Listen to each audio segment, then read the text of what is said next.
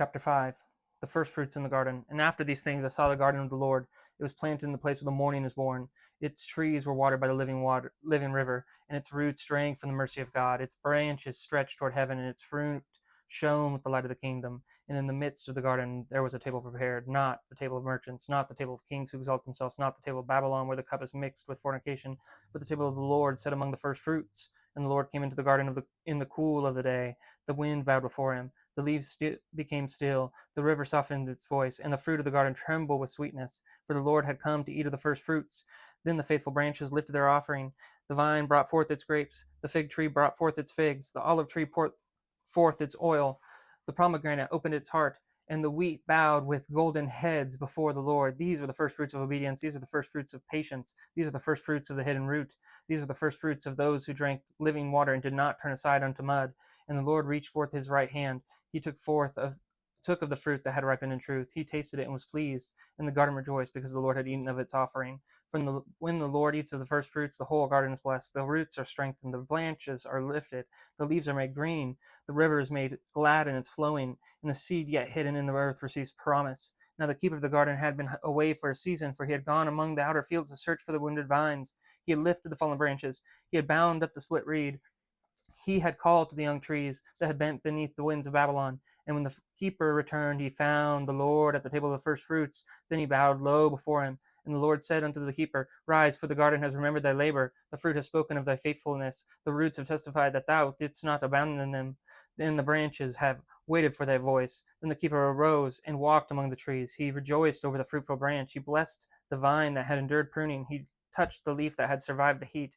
He strengthened the root that had gone deep in silence. But as he walked, he beheld a proud branch. It stood high above the others. Its leaves were broad and many. Its shadow covered the weaker vines. Its voice rustled loudly in the wind, yet there was no fruit upon it.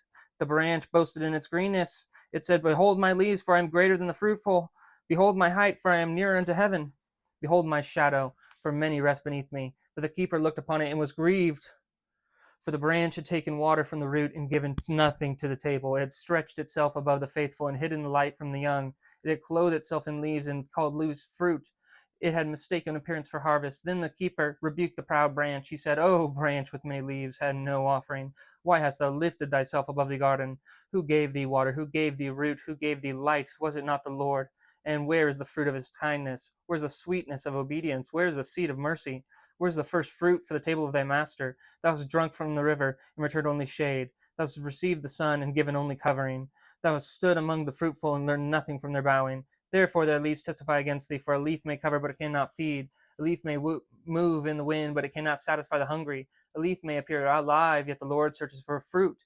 Then the proud branch shook in anger, and it said, Am I not beautiful? Am I not tall? Do not many behold me? But the keeper answered, The Lord has not come to eat of thy height. The Lord has not come to taste thy shadow. The Lord has not come to gather thy boasting. He has come for the first fruits. He has come for what was born of the root and perfected by obedience. He has come for the fruit that feeds the kingdom. He has come for the offering that carries seed within itself.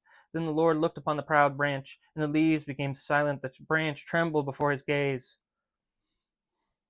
And the Lord said, Let the branch be given a season to repent. Let the keeper prune its pride. Let the shadow be cut back from the younger vines. Let the water reach the roots that hunger. Let the sun fall upon the hidden fruit. For I do not desire a branch to perish, but to bear fruit. Yet if it refuses fruit and chooses only leaves, then its greenness shall not save it. And if it covers my garden without feeding my children, then it shall be removed from its place. Then the keeper took the pruning blade. He did not strike in hatred. He did not cut in the wrath of his own. He pruned according to the word of the Lord. And the proud branch was lowered. Its shadow was broken. Its boasting was thinned. Its leaves fell upon the ground. Beneath it, the young vines received light. Then the garden breathed again. The hidden fruit began to swell. The weak branch lifted its head. The faithful root drank deeply, and the Lord ate again of the first fruits. He said, Blessed is the garden that bears fruit in season. Blessed is the keeper who rebukes pride without hatred. Blessed is the branch that receives pruning and lives. Blessed is the fruit that is sweet before the Lord. But woe unto the branch that loves leaves more than harvest. Woe unto the branch that steals light and gives no bread. Woe unto the branch that stands near the table yet brings no offering, for the Lord shall not be deceived by greenness. He shall be not fed by appearance. He shall not crown the branch that refuses fruit. Therefore let every branch examine itself in the garden.